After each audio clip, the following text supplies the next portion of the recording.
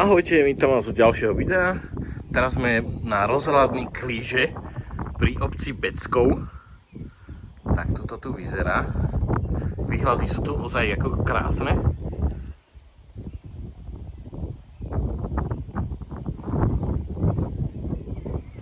Asi troška fúka, ale úplná paradička.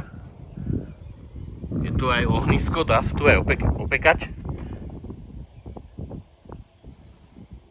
Čakajte, priblížime. Tak to vyzerá. Máme naspäť. No, tu máme aj svetové strany. A my ideme krásne dole. No, hore to bolo lepšie. Dole je to také zaujímavejšie. Ale dá sa to.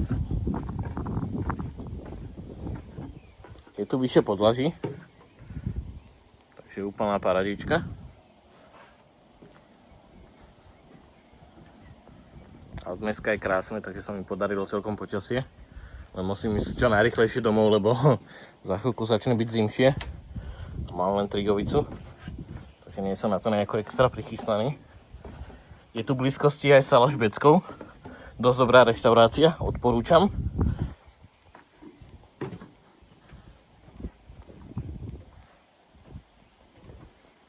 No, ešte jedno poschodie a sme dole. Autom neviem, či by sa tu dalo ísť cez Beckov, bo je tu stromší kopec, ale možno by to šlo. Tak toto tu vyzerá.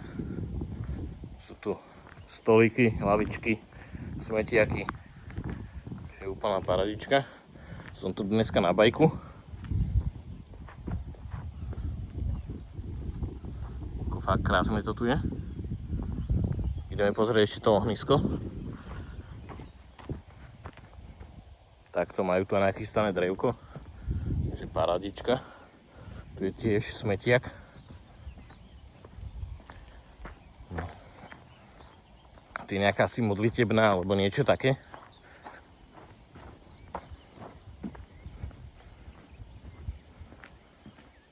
Toto takto vyzerá. Tu je krásny výhľad. Tam v diaľke, viem to priblížiť, dáme na pečku. Je nové mesto nad Váhom. Tak, máme naspäť. Tak toto tu vyzerá. Na mapy CZ to nie je, ešte som to tam nevidel, ale na Google mapách to je. Je to dosť veľké. Ešte vám ukážem aj tú mapu, alebo ukážku tej mapy, čo tu je.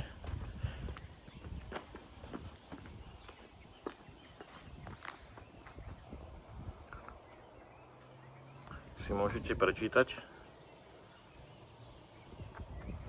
Tu sa dostaneme sem. No. Teraz ideme dole kúsok, aby sme mali ešte posledné pozadie.